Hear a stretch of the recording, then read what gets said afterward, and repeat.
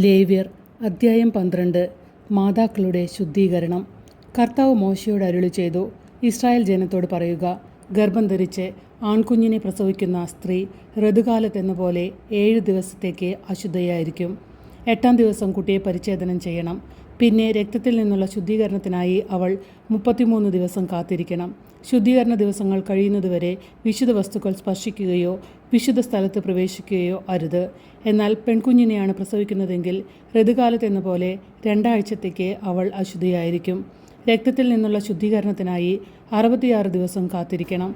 കുഞ്ഞ് ആണോ പെണ്ണോ ആകട്ടെ, ശുദ്ധീകരണത്തിൻ്റെ ദിനങ്ങൾ പൂർത്തിയാകുമ്പോൾ അവൾ കുഞ്ഞിന് വേണ്ടി 1 വയസ്സുള്ള ഒരു ആട്ടിൻകുട്ടിയെ ദഹനബലിക്കായും 1 ചെങ്ങാലിയെയോ പ്രാവിൻ കുഞ്ഞിനെയോ പാപപരിഹാര ബലിക്കായും സമാഗമ കൂടാരത്തിൻ്റെ വാതിക്കൽ പുരോഹിതന് മുമ്പിൽ കൊണ്ടുവരണം. അവൻ അവയെ കർത്താവിൻ്റെ സന്നിധിയിൽ അർപ്പിച്ച് അവൾക്ക് വേണ്ടി പാപപരിഹാരം ചെയ്യണം. അപ്പോൾ രക്തസ്രാവത്തിൽ നിന്ന് അവൾ ശുദ്ധയാകും. ഇതാണ് ആൺകുഞ്ഞിനെയോ പെൺകുഞ്ഞിനെയോ പ്രസവിക്കുന്ന സ്ത്രീക്കുള്ള നിയമം.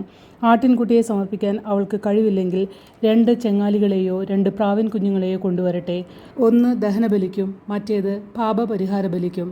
പുരോഹിതൻ അവൾക്ക് വേണ്ടി പാപപരിഹാരം ചെയ്യണം. അപ്പോൾ അവൾ ശുദ്ധയാകും.